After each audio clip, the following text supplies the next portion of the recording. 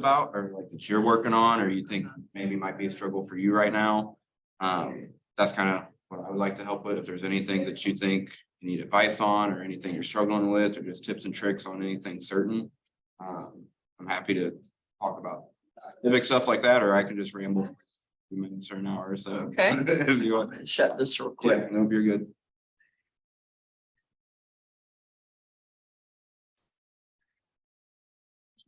You guys should be in here. Oh, do you look like it? All right. But so yeah, with that, like, is there, I know you're still pretty new, so like, is there anything kind of that you're struggling with, working on, need to work on, you think, or any questions as far as like the buyer end of things go? Right, not necessarily. Yeah. And I I've know already you're, been, I mean, they threw me, I got thrown right in. I've already been on, I don't know, 12 showings and Oh. did 2 buyer agency agreements, wrote 3 contracts Awesome. and have 1 accepted. awesome. So you already got it under contract? Yeah. Cool. So, When did you start? You said like a couple weeks? well, I got my license on the 18th, but then we had to do all the paperwork and Yeah, and all everything. So that. it's been like 2 weeks. Really? And you've already got something under contract? Yeah. So my thing is trying to balance still working in the office because I'm still the admin. So okay, so you're kind of dual role. Yeah, so I'm struggling because, you know, when that phone call comes in or whatever and somebody needs something, you got to stop what you're doing and move on to put that hat on. Yeah, yeah, I could see how that would be a struggle, because that's, I mean, that's something like, we're just interviewing a new agent last night, and she's one of my good friends. She was kind of asking me, because she's quitting her, like, right now she works, you know, a full-time job and then has like a bartending side gig. And so she was kind of like, you know, when I quit my job, should I do full-time like bartending for a while? And then, you know, my advice to her was kind of like, you want to be as all in on real estate as you possibly can. And I know it's tough and it's a struggle. And I know it's probably different for you being on JJK and having that dual role, like you don't really have a way around it. So I can see how that would be tough, but something that I was told when I first started by just kind of like an older agent that had been doing it for a while, was they're like, you have to be 911 for real estate. And that's something that I always just kind of keep back in my mind. So you got like, you fall and break your leg, you call 911. I mean, you expect that ambulance to be there quick, right? You expect someone to answer the phone when you call them, and you expect someone to be there to help you, you know, as fast as they possibly can. And that's, especially with, you know, buyers and sellers and stuff too, that's something that I just kind of is like a motto that I kind of try to keep, is just like, you have to be 911 for real estate for your clients. And so I can see where that could be difficult when you're doing like an admin role or something like that. And then it makes, because you have to do that stuff, right? So it kind of makes it hard to drop what you're doing and, you know, switch and go to retail side. And Right. be a retail agent. I'm gonna try to do like 7 to 1 admin Yeah, and have the rest of the afternoon free. So at least if something is urgent, I'm still able to do it that afternoon Yeah. and get things taken care of. yeah. And you're on a team too. I would assume, you know, like Olivia and all them, like you have a team to help you out. Mhm. And you guys show houses for each other. And Oh, stuff yeah, like that. definitely. Yeah, that's why, especially being new, I was just talking to OP, right? Mhm. I was talking to Right. OP, I gotta learn the JJK lingo. That's Everyone's right. It's an acronym. Right, exactly. Everyone's an acronym on your team. But yeah, because I was just telling her, like, I couldn't do the single agent thing, especially being new, because I mean, I love having that team to, not like a crush, but to rely on, and just having that support Oh, yeah. system and all that. I mean, I couldn't imagine being kind of. Well, and that way you're giving the client the best service because, you know, it works around their schedule. Yeah, well, and then that's, so if you're not already, something that I would kind of work into your presentations with clients is the fact that you do have that team and you do have that support system to kind of fall back on. That's something that I've always done. It's just like, let my clients know, like, hey, you know, I'm always going to be there for you. And even, you know, if not, I work on a team of, you know, a bunch of great experienced agents. So if I'm busy, if I'm double booked or something that day, and you have to see the house, you know, at 4 o'clock, that's when you get off work, and that's the only day you can see it this week. I have 5, 6 other agents on my team that would go show you that house, you know, and I do that a lot. Like, Mhm. I'll be busy or out of town, or I'm not really the one that's always out of town, but I'm usually the one stepping in to help. All right. That's neither here nor there, but that's like Zach on my team right now. He's in New Orleans for a bachelor party. And then so like I'm kind of covering his showings for him and stuff while he's, Was that the 9 o'clock one or no? it wasn't. Okay. This is 10 a.m. tomorrow. So I get to wake up a little early on Early Saturday and- and go all the way out to Shiloh. Okay. Super excited, right? Yeah, right. But again, that's where it's, 911 for realtors and just kind of being there for your team and for your peers and because, it's a give and a take. I would expect kind of that to be paid back to me, not monetarily, but like if I go out of town or something like that, like I said, I'm gonna rely on them to kind of help me maintain my business while I'm gone. Yeah. And then, because I've seen it happen, I've seen people go on vacation out of town, whatever it is, and then come back and have no clients because they lost all their clients because they went out of town and they didn't set that, proper expectation of, hey, I'm gonna be out of town. If you can't get a hold of me, get a hold of this person type of deal. But I really like being on a team and I think that's probably what's something that's really helping you out a lot too. But definitely sell that fact that you're on a team, you have that support system, and your clients are getting more than just you. That's kind of what I tell them. It's like, you're not just getting me as your agent, you're getting a whole team of agents. Right. So How that's many are on your team? it's ever changing these days. We're at I think there's 6 of us, was it Caleb, Tina, me, Zach, Amber, as far as agents. We got 5 agents and then now we are operations person. Okay. Then we just interviewed one last, I think we're bringing on 3 more, so hopefully it'll be up to 8 agents soon. Mhm. Gotcha. So do you do listing? I do both, yeah, I do everything, so me personally, I list houses, I buy buyer's agent, currently have 3 flips right now. Got 2 of them, they're almost done, I'm getting ready to sell, and then I bought another. Are you doing them personally or are you just in charge? Like, I just kind of I'm not, I don't do the work per se. Okay. And then I have a couple rentals and stuff too.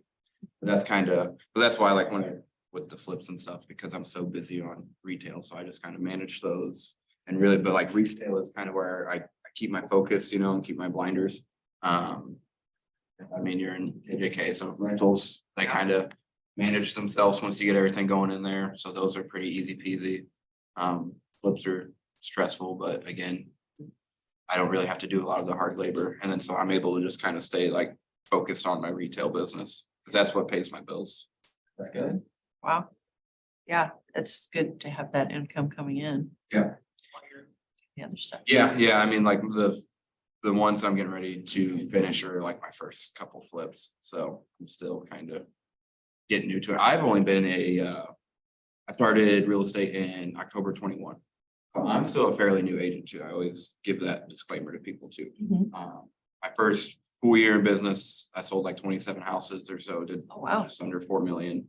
And then I said, so within my first year of real estate, I sold about 27 houses, bought a couple houses, and I started flipping towards the end of my first full year.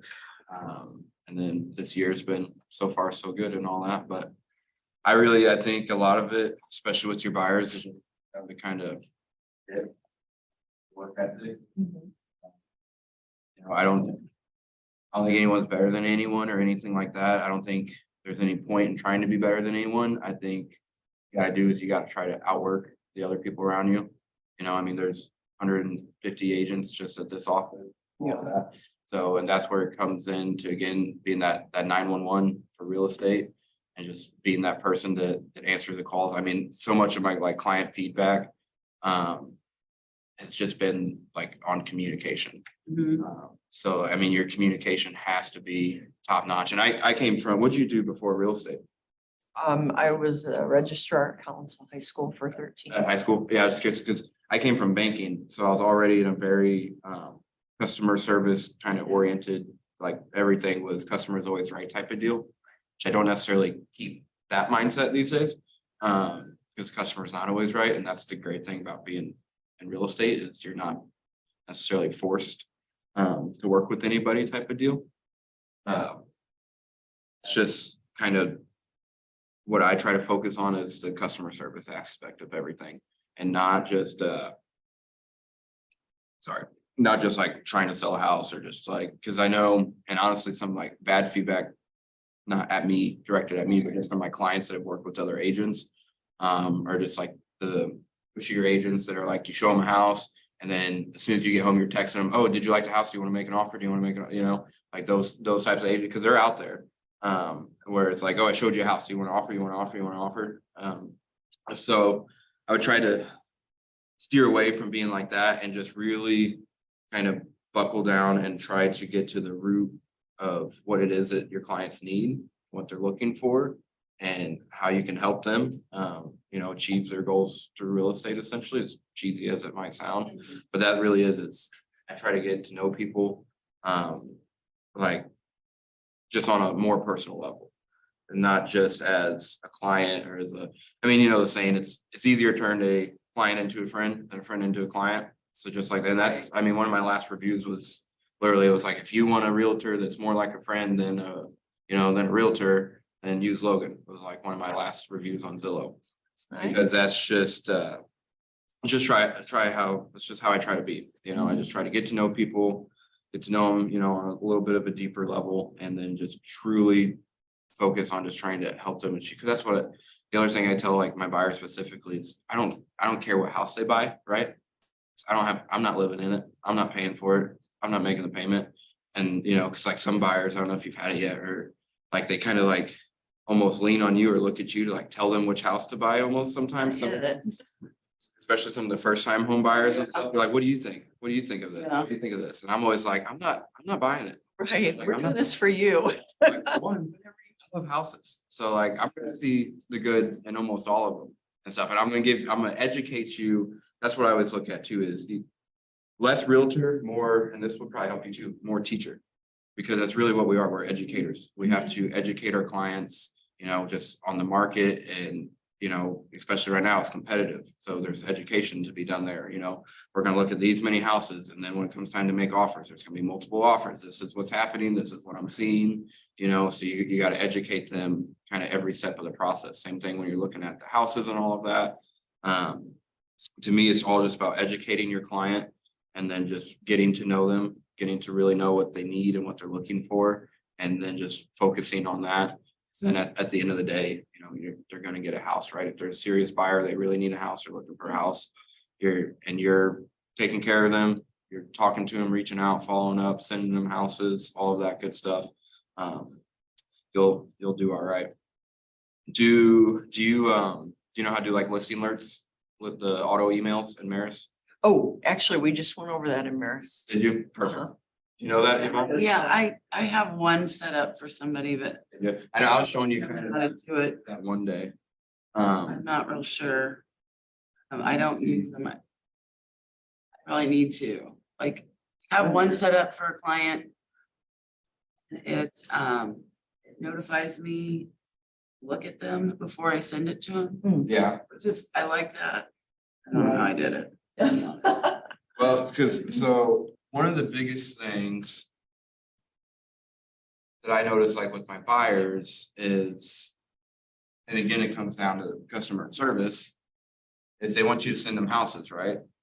And I know, I mean, Yvonne, we had talked about this for a little bit. Yvonne's my cousin, by the way. Now we have Okay. same characteristics. I really agree with them. Okay. But so I really like listing alerts. Something that was honestly kind of a struggle for me, especially with buyers, is they're always like, they're like, they want you to send them houses, right? And that's essentially our job, right? Is to make sure Right. we're sending them houses. But I know, you know that inventory is low. You know, it's next to impossible to catch, especially if you're working with, you know, 5, 6 buyers, or even if you only have a few buyers. Like, it's to catch every house that comes on the market specific to every buyer that you're working with is next to impossible, right? You're just never not to an effective level. And again, customer service, and I try to keep my customer service, you know, up here. So that's why the listing alerts really help me, because they're gonna send your client an email every time something that meets their criteria pops up. So it'll send them I'm gonna find my password real quick and I'll show you. think starting out, so him and I have both been about 2 years. About what? About 2 years. Oh. I just hit my 2 years. Starting out, I thought, oh, I don't need that. Because I want to I want to go in, I want to look, and I want to send my client. But then the busier you get, I think I do need it now. Else you start getting all these clients and you're like, oh my gosh, I still have him over here that I'm Yeah, looking no for. time to go through. Do I really need, really set more of my clients up with that? Mhm. Yeah, I would agree. Exactly. So like I said, I mean, that was something I really struggled with and I was having buyers like reach out to me and they're like, hey, you're not sending me like any houses. They're basically like, you're not doing anything for me. And you're like, you're not sending me houses and stuff, and that's kind of, then it's just, it creates that awkward conversation where it's like, oh, the honest one was probably I just wasn't sending them houses or I just, again, like I said, what they don't know is you got 5, 6 different people expecting you to be sending them every house that gets listed and whatnot. I never know any of my passwords, but I can always like one-on-one show you on Maris how to set those up. It's really easy. Have you ever done a search on Maris? Yeah, actually. Yeah, so when you go to do like your search and you punch in all that criteria, there's 2 people. Sorry for the Zoom person. Walk over here, look at her computer real quick. But, so yeah, exactly. So like this is your search thing here, and you have a ton of results. But so when you go to results. Oh, goodness. I guess I didn't put anything in yet. Yeah, you just haven't like really narrowed it down. But basically, so you see save right here, Mhm. you'll go to save, and then this is grayed out, right? It's not. It's specific too enough. many. But you'll click new auto email. Mhm. And then that's all you have to do. And then you'll add your client's like email address and stuff. And then you can have it CC a copy of every email that they get to go to you. So then that way, you know that they're getting that email. So you're doing exactly what they want. You're sending them listings. They get an email. Cause I always set mine, you can set it up to like once a week. You can make it like daily at a certain time. One of them is the option to set it up for ASAP. Especially this time of year, that's what I would recommend because they're gonna get an email literally as soon as the house gets listed. If you set it up for like, send them alerts every Friday and the house gets listed on Monday, they're not gonna know till Friday and the house is gonna be under contract. It's gonna be gone, yeah. Exactly. So I would definitely set them up for to send them to them ASAP. But that is just something that's really helped me out. And that's just one of those things that you can kind of automate for yourself. And then, because I would just make that part of kind of your buyer's presentation type of deal. That's kind of like nowadays, that's my spiel. I get a new buyer. Okay, I'm Logan, you're Joe Schmo. We're gonna work together. Cool. Here's my app. I'll set you up on listing alerts. Because then if you haven't used that MLS Touch app, I really like it. I need to add it. Because the other thing that I like about that is one, it pulls directly from Maris. So when you're looking at the houses in there, you can see agent remarks, you can pull the disclosures up.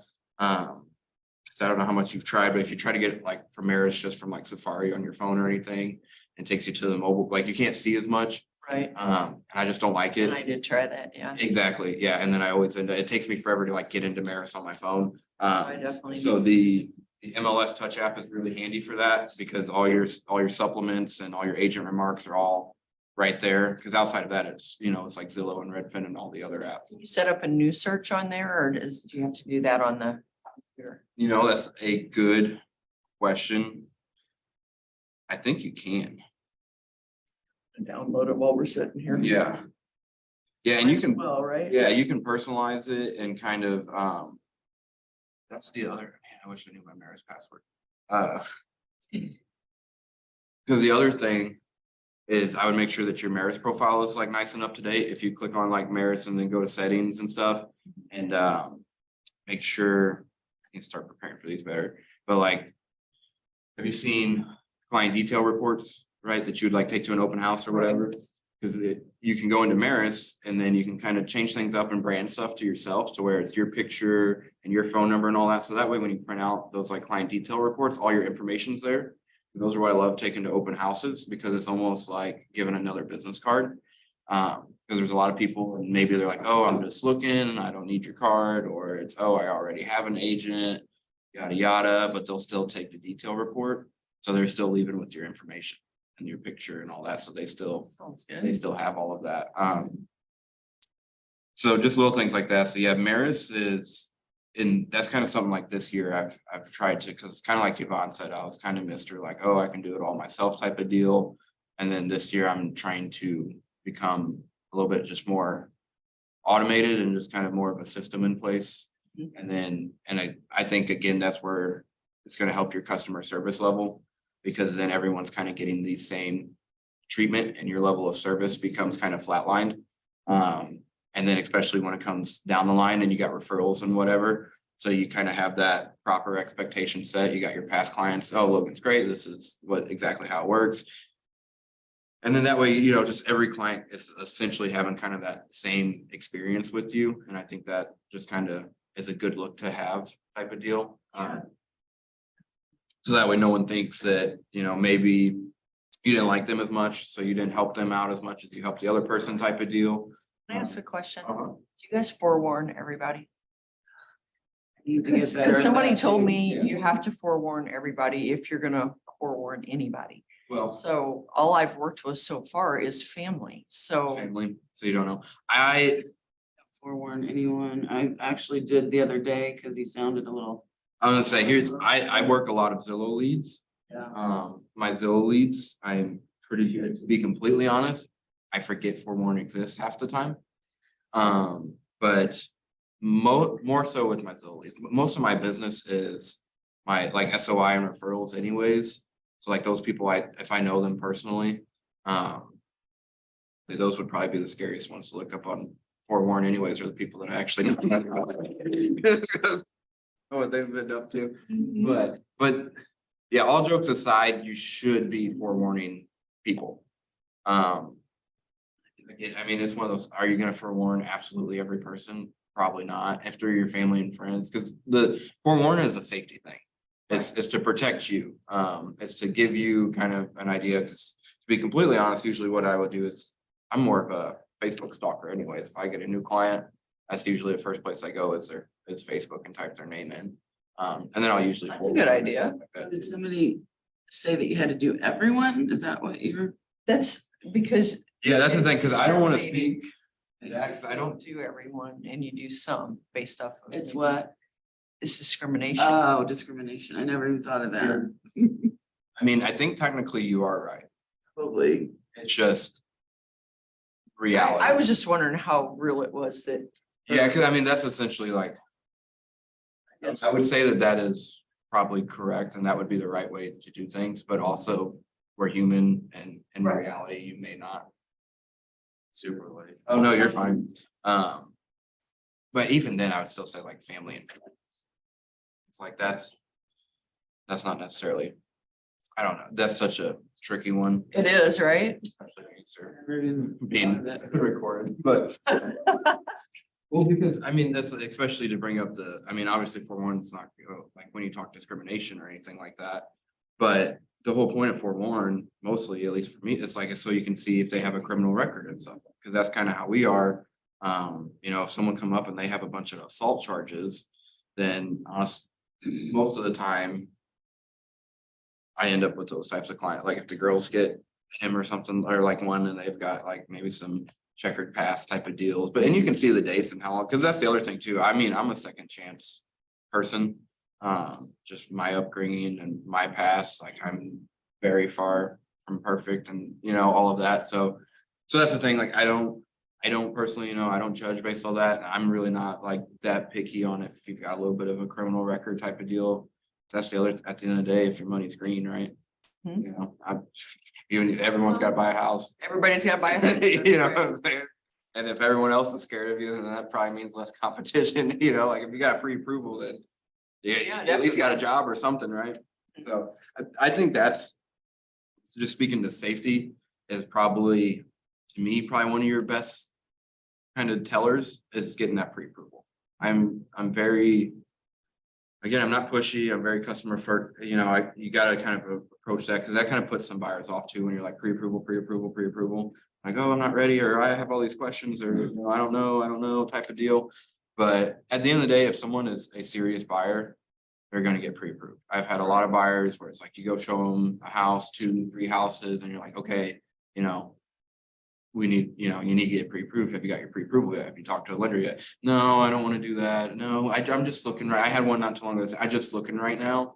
I don't want to do all that yet. Like, I just Oh, want to look at the goodness. houses. Yeah, right, exactly. So, and it's not that, and again, nothing wrong with that. It's just like, I'm not gonna waste my time. You're not gonna want to waste your time. You're not gonna be my number one priority. Correct, yeah, and but also I think it comes back to kind of the safety thing, because if you're willing to get a pre-approval, then you're a serious buyer. You've reached out to a lender, you've got your credit check, you've had your income checked, like you've gone through kind of the ringer, right? So you're probably not gonna kill me. Because you're probably gonna be busted pretty easy, because there's gonna be a lot of signs, you know? Yeah, pointing right at you. Exactly. So, I mean, and it sounds extreme, but so I'm big on getting the pre-approval and stuff too. Forewarn is a really good tool. You should use it. I would agree that if you're gonna use it for one, you should use it for everybody. We get that. So what? We get that. It is, I'm just gonna ask. I would say it's been so long. I did at my last brokerage, but when I left, it like disabled, so I don't know. You may need to call cyber. Cyber, okay. Yeah, that's probably a good question for cyber. If no one in the office can answer it, you can call, I would assume, because like when they were GGAR and when I first started, you could call up there and they were always so nice and super helpful. So I would say, I don't know the exact answer to that. JJK don't know the answer. I would reach out to cyber and they can help you, because I think that's kind of managed through them. Because at the end of the day, you just download it from the app store, but as far as like getting verified and getting your access into it, I think that's handled through cyber. But yeah, so definitely, so that's a good touch point too. So definitely make sure you have the Forewarn app and that it's working. But it's good for safety and like I said, when you do have those clients that you've never met and you don't know, and I mean, you never know what you're walking into. I mean, it's a crazy world. Right. It's sad, but it just is. It never hurts to be extra careful and to protect yourself and stuff. And again, I think that's where it falls back on one of the reasons I like being on a team, and team or no team, I think any agent would be happy to shadow you or like go on a showing with you, because we've done that before too, where it's like, hey, you know, the showings in the not best part of town, and I've never met this buyer before, and you know, they wouldn't send me a pre-approval, but I was gonna show them, you know, at least one house anyway, you know, something like that. But basically you just be like, will you go on the showing with, you know, kind of buddy system it.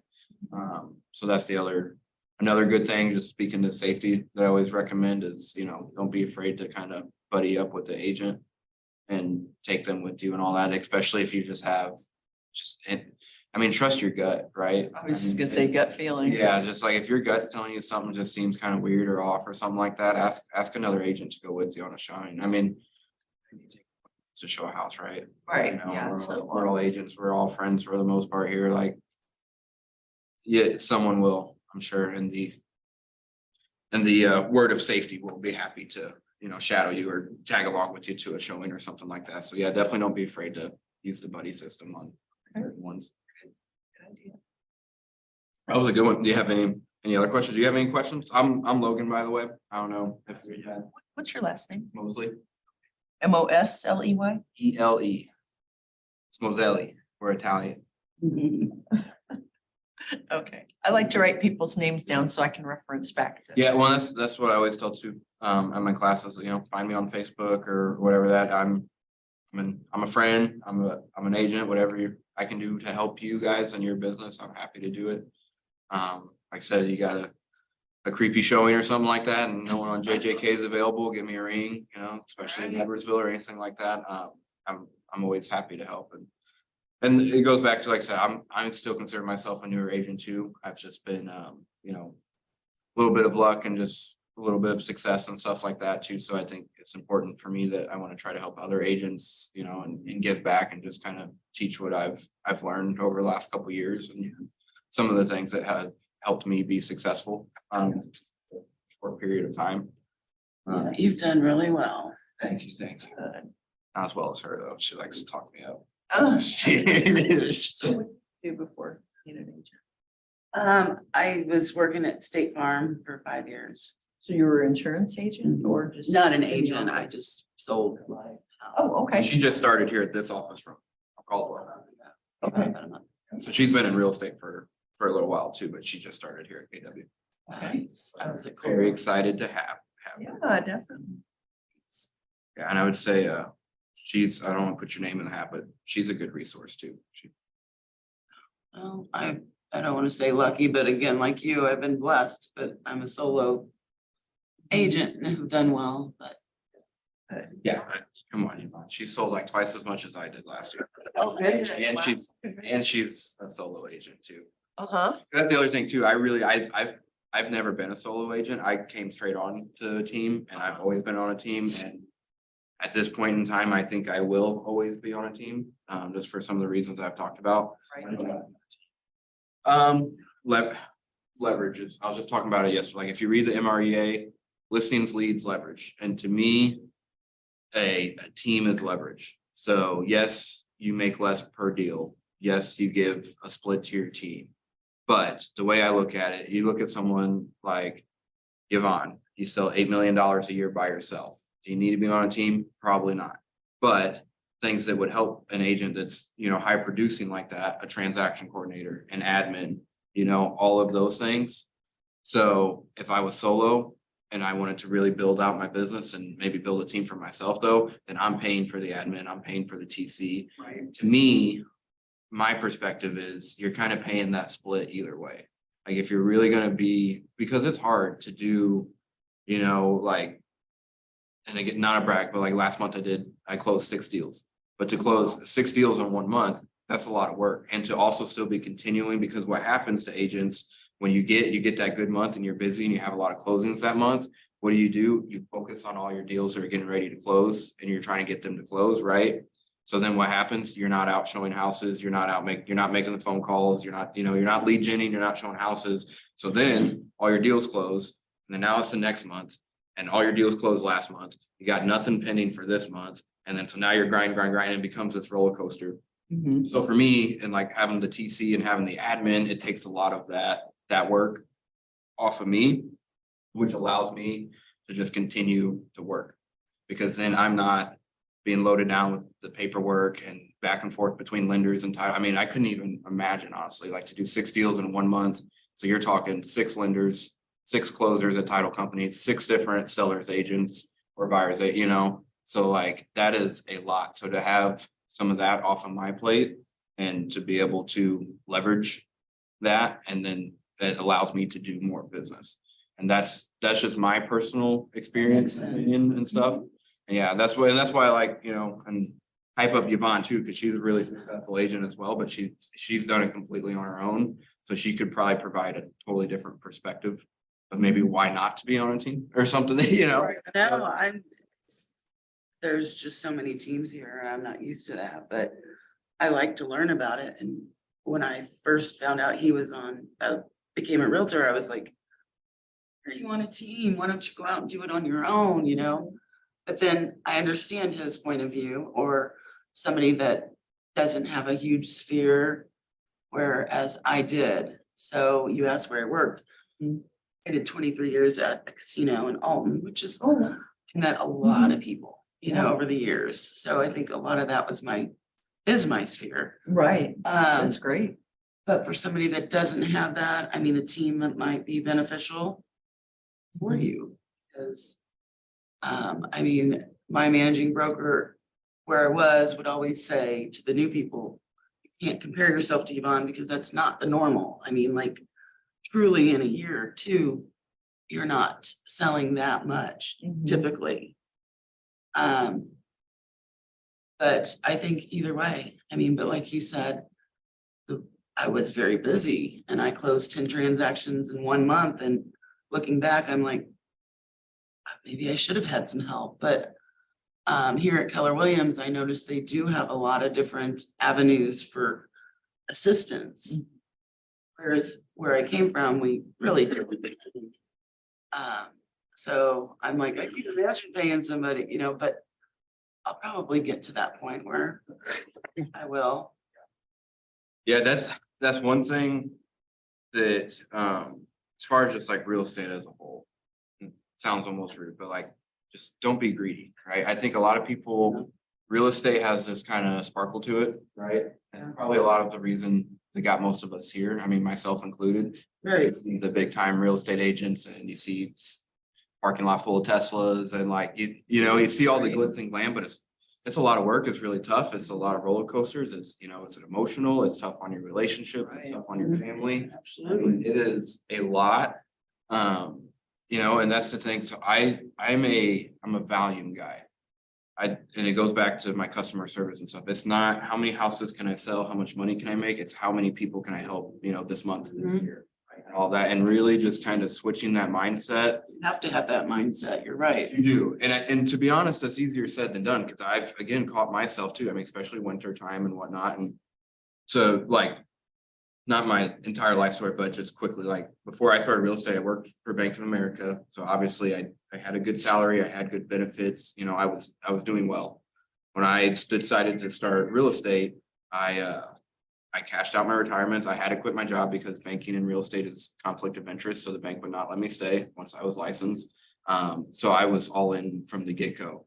But even so, I've had those days where it's like, I've been on those showings where I'm just like, please like offer up the house. Like I need to pay a bill. Like, can we get another, like I've had those days, but it's to me, like you've got to catch yourself in those moments and you've just got to stick it out and just remember, no matter how tough times are, your job is not to get paid. Your job is to help your client, find the house that works for them, make sure they're educated, because that's what's going to build your business. And that's what's going to, I truly believe you focus on helping people, focus on just helping as many people as you can, the money is going to come. The money is a side effect. If you go out and you're just chasing dollars and you're just trying to get money, you're just trying to get paid and, you only want to sell the big houses and all of that stuff, you're just not going to make it because your focus isn't where it needs to be. Your heart's not in the right place. You're not doing it for the right reasons type of deal. You're exactly right. Yeah. Yes. Like last month, like I said, I sold 6 houses, right? Sounds like, and it was a good month. One of them was a $50,000 buy. One of them was a $320,000 lift. So that's, I'm not picky. Like if you call me and you're under 100K, like I'm not gonna be like, oh no, I'm not gonna work with you. I mean, unless you're looking like in Shiloh, Belleville, and I've got to drive an hour away, but like family and friends and all that, that's what's at. If it's a $5,000 house, if it's a $500,000 house, like that's not what matters to me. I'm more narrowed in and kind of with my blinders on helping the people, because at the end of the day, that one client isn't going to make you rich. They're not going to pay your bills forever, right?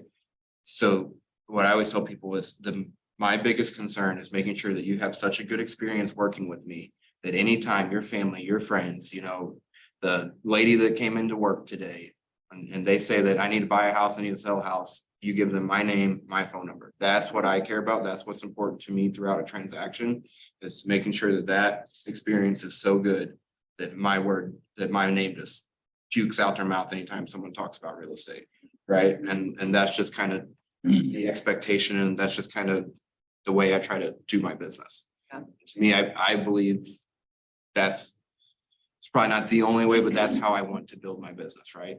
I'm not saying that's how you have to build a business, but like to me, I want my business to be built around this kind of reputation and that reputation being a super high level of customer service. And that's where it comes into kind of finding your systems, setting them up on the listing alerts, getting them set up on the app. Back to the app, just fast. The reason I like it so much outside of supplements and stuff, you can see when people save stuff. So if you have a client and they're looking at houses and then they start parting them and stuff, like just like they will on Zillow and whatnot, you get a notification and stuff too. Okay, So I haven't yeah. gotten that yet, so I wasn't sure Yeah. how that worked. Yeah, I would definitely play around with that for those rings, and you can send them like listings too directly through the app as well. I still end up texting a lot of people stuff, but if you can get a client to use your app, I've found it really helpful, just because again, to me, it helps up that customer service level, because it takes more work off of you. Then you're not like, having to text them and like all this other stuff. It's like you see when they save a house, you get a notification right away, and then I can text, oh, hey, I just saw that, you saved this house, it looks really nice. I checked disclosures out. What's a good time to go see it? Do you want to go see it type of stuff? So you're already kind of one step ahead of them, because you're getting kind of that to the second kind of update of what they're doing. Like I said, they're looking at a house, as soon as they save it, your phone's getting a notification, this person just saved a house. And so then you can reach out to them and then it makes you look like, oh, wow, this agent's on their, they're on top of it, they're doing their stuff, they're taking care of me. Like, you gotta try to treat every client like your only client. And I think just finding your tools and your systems and finding what works for you too. Because again, everyone's different. So I don't like to be like, this is what you need to do, this is what you have to do. Right. I think that's a recipe for disaster in itself. I think you need to find what works for you and what you're happiest doing, and then just kind of smooth it all out from there. And just kind of learn as you go type of deal. Do you use the KW app at all? Do you send that to people to do searches? No. I was in the beginning, No. and to me, it's not appealing. Yeah, I don't know. no, I think when I first started, I maybe sent it to a couple people. I just never, I'll be honest, and again, because I don't know about JJK, but like, so we don't really use Command or anything for like our CRM. Yeah, we all have different CRMs and stuff like that. So I'm honestly not super well versed in the KW systems. But again, I like to toot that horn though, because that comes back to like my leverage and stuff, because the people that are like my TC and like my operations and people, 'cause they handle all that command, I Oh, just don't. yeah. Uh-huh. You don't. Like I said, we have, The website just, it's appealing, Well, just when you go on there, it's just like, because I kind of. you don't know where to start at. yeah, And I looked at it and I'm like, is this the right, is it opening up right? So yeah, and I, I would say, KW is always gonna have their own version, but that's basically what the MLS Touch app is. Is that what you're talking about? Like when you, like, this is me. well, so I have the app on my phone, and when you, let me see if I can open it up real quick and show you. I don't know. I just didn't know about it. Because I was sharing it from my phone. Maybe that's something we need to bring up. Um, Still new. why is this? Oh, man. Anyway, it's just like a blank, it's like a gray map. It's all gray, and then there's a little search bar at the top. I don't know why it's I not, don't know. Maybe why I'm not signed in, but. let me see if That's I okay. can- I was just curious. Yeah, I would say. Probably simply put, that Maris MLS app to me is probably a little bit better. Yeah, and I like that it automatically emails them everything, and Yeah, if I get an alert, that's great. And it becomes it's kind of a, I was just trying to get them away from using Zillow. everything becomes very matchy. That's the front page. Yeah, no. Did you see that, Logan? Oh, like, You know that, right? Oh, yeah. That's what it looks like. It That's pops not up like a map, appealing to me. no, like, okay. I don't even know where to start, really. Have you seen it? So the What's KW it? app, it just opens like that, so you don't. I mean, you have to kind of look at some things to figure out. I may be able to. Because the new MLS one is like one home, so this is like one of the listing alerts. Okay. So like, because like I said, I always have Mine them. pulls up like the sound Well, do you have searches in there already though? searches. So like filter? Do you have the criteria set up because it already has numbers? I don't have anything set. Yeah, I don't know up what the there. clients, because like you have MLS Touch, but see, that's what I like, because then you can search and do all that, just like the other thing, but then I have, so these are my leads. Or my mine- contacts. So you have everybody just go through MLS. Through the MLS Touch, because like I said, as soon as they save it, so like this client here, he's one of my good friends. But so I can see what he's been looking at and I can see what he has And favored. that's on MLS Touch. That's MLS Touch. And then that's all gonna feed into one home. So then everything looks branded the same. Because again, I'm all about kind of that customer service and trying to make it like high. And I think that's the banker in me, because that's how the banks are. Everything has to be the same. But because that's the app is one home. And when they're getting those email listing alerts, it's gonna say that it's from one home. And then this is where I say it's important to go into Maris and just kind of play around with your personal settings. It's because that way, when they're getting these emails, your picture pops up, your name, because all this you can change. Mhm. So you can change your picture, you can change, your phone number and all that stuff too. So all of Just that. let you can kind of mind. see. I wanted you to pull it up, see what it looks like. Yeah. You see what she's talking about. Yes. I use MLS.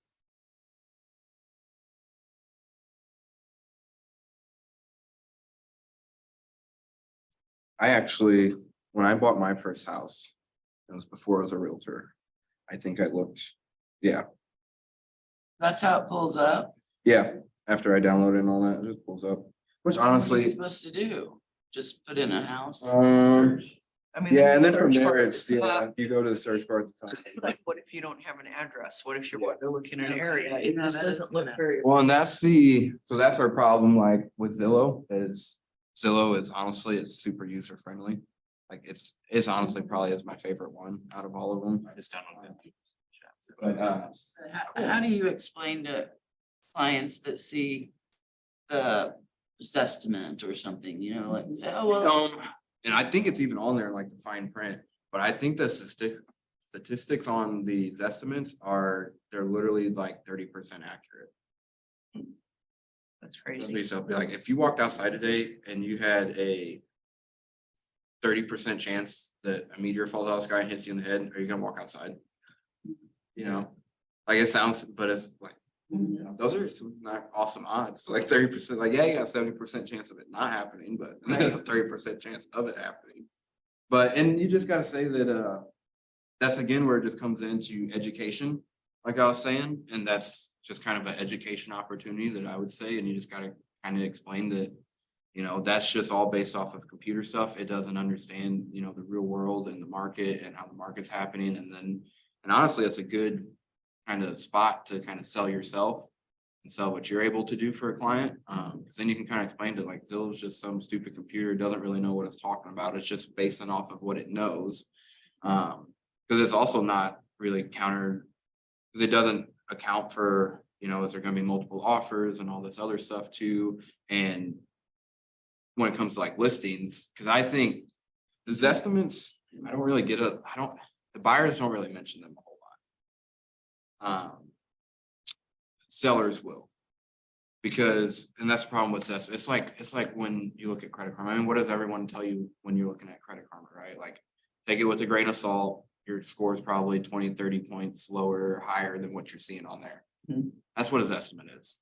It's probably $20,000-$30,000 difference than like what it actually is. And then also when it comes down to listing, okay, yeah, it says that the estimate is 200,000, but if we list a house at 190 and list it a little bit low, then we're gonna have more people come, we'll have more offers, Drive it up. and we'll actually sell it for more than that, you know, so I mean, it's again, it's just educating your client. Which is also, because I would say your job on that end is, you know, educating yourself, doing the research, come to the classes, talk to your peers, you know, meet with, you know, high producing agents, see what they're doing, all of that kind of stuff too. Is I think a good way for you to really help your client educate yourself, so that way you can take that education and pass it along down to your clients. And then they feel like a really well educated like buyer, and it helps them, to me, I think it helps them feel a lot better. At the end of the day, they're not second guessing their purchase or their ideas, no buyer's remorse or anything like that, which that's the other thing too, is, I mean, that stuff happens, it just does. I mean, I've had just in the last week, 2 people go under contract. You know how hard it is to get something under contract right now? 2 of them go under contract. The next day I'm like, oh, congratulations, you're under contract. I changed my mind. Oh, I'm like, no. "Oh, I don't want it. I don't want to do it." Like, yeah. What happens then? that's, Is it hard to get out of it? I mean, can they back out of it once it's? So. This is not what I would tell a client, 'cause and I don't try to scare people. Cause I personally, I kind of hate it but again, that's where, cause honestly, when that stuff happens, I kind of take it more personal as like I dropped the ball on not educating them right. Because again, I try to, especially my first time home buyers, it's about educating your client so that they're making a educated decision.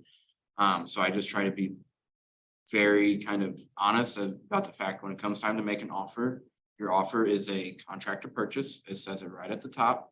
It says it right under it that it's a legally binding contract, you know, and especially when they're as is houses and stuff like that, I make it very clear, like this is, you know, this is an as is sale. So you can have inspections done, but they're not going to make any repairs. You know, this is what's disclosed ahead of time. And so like, you're not gonna be able to like, it's not gonna be as easy as like, I just changed my mind type of deal. Like you just comes back to education and setting that proper expectation. Thing is though, at the end of the day, no one's gonna make them show up and sign the paperwork, right? You know, so I mean, your biggest thing is like the earnest money and stuff too. That's where I kind of tie it in, that's exactly what earnest, and that's what I always tell people is, that is what earnest money is for. You pay the earnest deposit, And you get that credited back to you at the end of the transaction when you close, or if you decide to back out for no good reason, or even for a good reason, depending on the contract, that's what you're putting at risk to lose. I will say I'm a earnest money stickler. Cause I mean, even with my buyers and stuff too, I just. I play hardball on it. Like I had, like even one of my listings, and it was my personal house, and I knew the buyers and everything, but I still, they went under contract on my house. And a few weeks down, they just changed their mind. No reason, had nothing to do with the house, nothing like that. They decided that they couldn't afford it anymore after already selling their house, being under contract for a few weeks. They decided to move in with their parents, and just funny caveat is now they want to buy the house again because they've been living in dad's basement with two kids and 3 dogs. But anyway, but stuff like that, like if no one's gonna make you buy the house, that's fine. But again, that's what earnest money is for. You changed your mind. It's not the house's fault. The roof isn't falling in. We didn't find, like, we didn't even get to inspections. So just because you changed your mind and you want to live with dad, that's fine. You're gonna have to forfeit your $500. Good, I feel that way too. I mean, I hate to be I do too. I don't care if I'm representing you or not, but I feel like you don't do somebody wrong if you Right. were That's- told that it is a binding contract, it's a legal contract. That's where I have no trouble. I thought, well, maybe I'm wrong by feeling this way, but I'm glad you said that because That's my thoughts on it. I mean, that is the sole purpose of earnest money. no, I totally get it. If you have an emergency, a family member dies and you can't afford it no more, or financing or inspections. But you don't just change your mind. Right. It's not ethical. And even if you do, doesn't mean that you're entitled to get your money back. No. You signed the contract, and that's again, and to me, the reason I feel so okay with that is because I know I put so much on the education part before any paperwork was ever signed, right? Because I think that would be a different story. Had I not educated them properly on earnest money and they weren't really exactly sure what it is or what it meant and stuff, whole different story. But because I know that I educate my clients so well and that I make sure that they know what it is, no matter what they say, down the road, because I'm sure I told them nothing, if it gets ugly towards the end or whatever. But anyways, but I know that I educate my buyers. I know that that's something that I'm very particular on and making sure that I always ask that, because most buyers, especially first time buyers, they don't know what earnest money is. It's a $500 earnest money deposit. Okay. And usually they say, yeah, but what's earnest money? So they're like, yeah, I'll put $500 down, but I have no, like, what is that? I have no clue. But if I need to do it, I'll do it, right? And then it's 3 weeks later and then it gets ugly or something like that. And then now they want to know what earnest money is. So that's why, again, education with your buyers and even sellers, especially around earnest money, is very important before they ever sign any type of paperwork. Because again, for that exact reason. Because then that's what that's really, that's all earnest deposit is. That's what it is, a good faith deposit that says you're serious about buying the house. So if you change your mind for no good reason and you're no longer serious about buying the house, that is fine. I'm not gonna make you show up the title. Your lender's not gonna make you show up the title. The cops aren't gonna come drag you to the title company and make you buy the house. But you agreed on the earnest money from the get-go. That's what it's for. That's why we do it. So I'm very particular about that. Even like Yvonne said, even with my buyers too. But I'm a fighter too, though, because my buyer is going to back out for like a good reason. I will fight to the death for them to get their earnest money back. I will get, I try to, like I said, even when I'm the buyer's agent, not the listing agent, I try to keep it fair, and I try to set that flat line expectation of basically, this is how I work, this is how real estate works, so. And I'm obviously not the judge, but if I know my buyer is backing out for no good reason, like I'm not gonna sit here and like fight tooth and nail with the listing agent over the earnest money. But if I also know that like the listing agent did something shoddy or like didn't do the repairs they said they're gonna repair or anything like that, like my buyer's entitled to get it back, I'm gonna fight to the death to get my buyer their money back. But you decide you wanna live with dad, you don't wanna buy the house anymore, that's fine, but no earnest money. Like, it's Right. not gonna happen. Yeah, so that's a good one too. So in your case, and you don't have to tell us, if they put earnest money down and backed out, did they lose it and then now they want to buy it again? Correct, yeah. Would they have to put more earnest money down? Honestly, because I know them, then I will probably just do no earnest money. they back out, they back out. Okay. I felt a little bit, but again, I'm a man of principle and I tried friend, family, not friend, you know, random person off the street.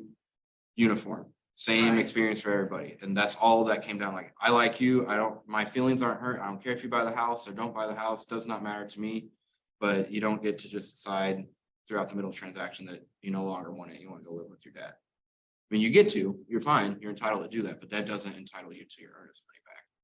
It just, because at that point, it defeats the purpose of earnest money.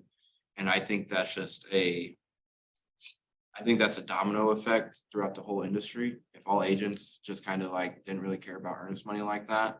'Cause honestly, sometimes I get mad at listing agents when they're like so easily like, just give it back. They're like, okay, I'm like, hey, you know, they want to terminate, they want to ask for earnest refund, but like, I get that, you know, they're like, okay, we'll terminate, here's the earnest. I'm like, you could have like given a little bit pushback here, like, you know, like, it'll make it so easy to back out, but yeah, I mean, the market's, you know, especially this time of year, like most listing agents, they just want it done and over with so that they can get the house active again and get the next buyer under contract and get them back in there.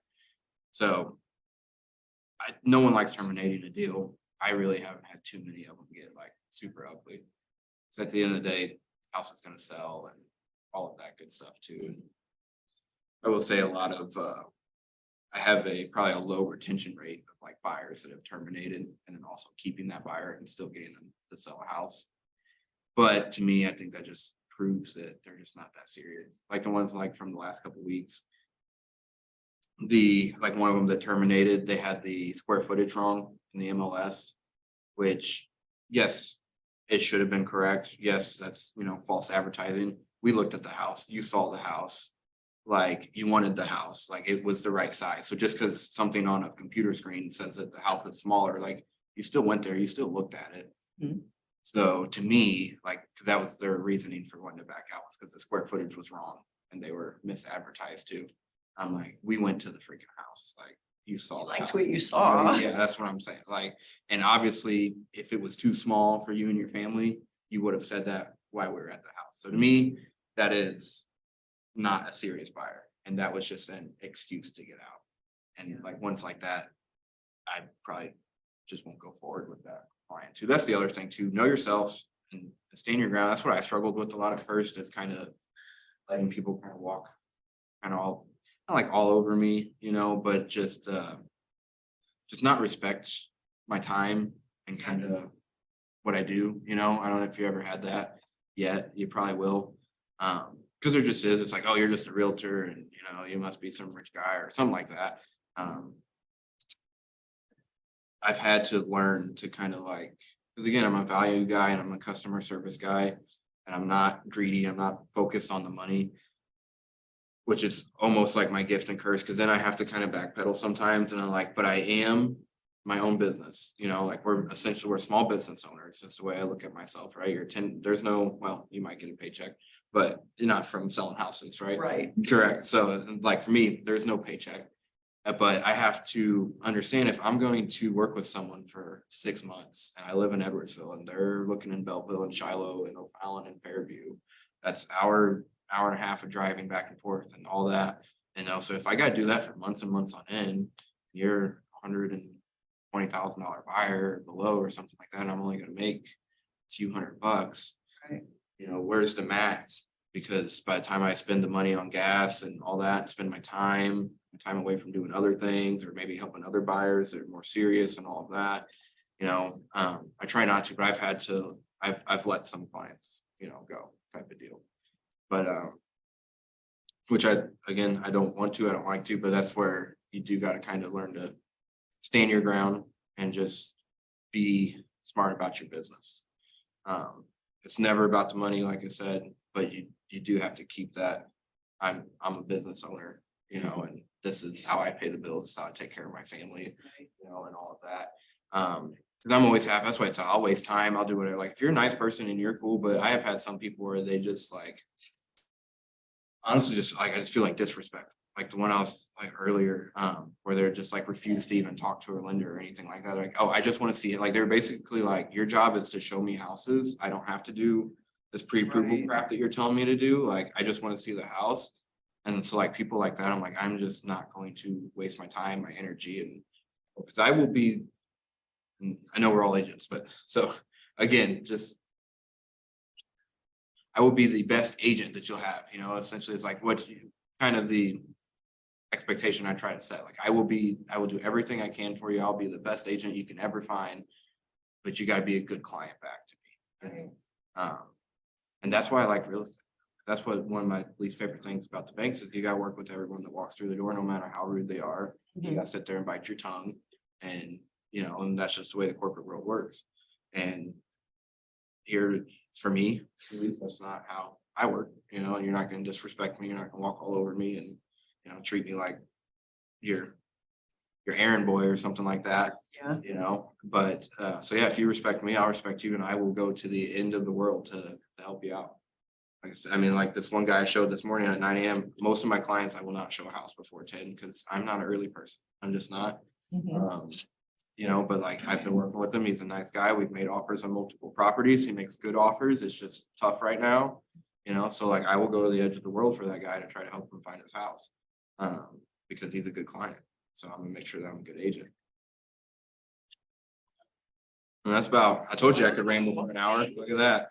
I'm good at it. You guys have any other questions or anything? Any quick? I think I'm good. Yeah. Thank you. I learned a lot. You did wonderful. That's what always, I just wanna learn like what other people, Right. you know, their tips, tricks. You know, there's so much to Definitely. learn. yeah, I mean. That's the thing, my motto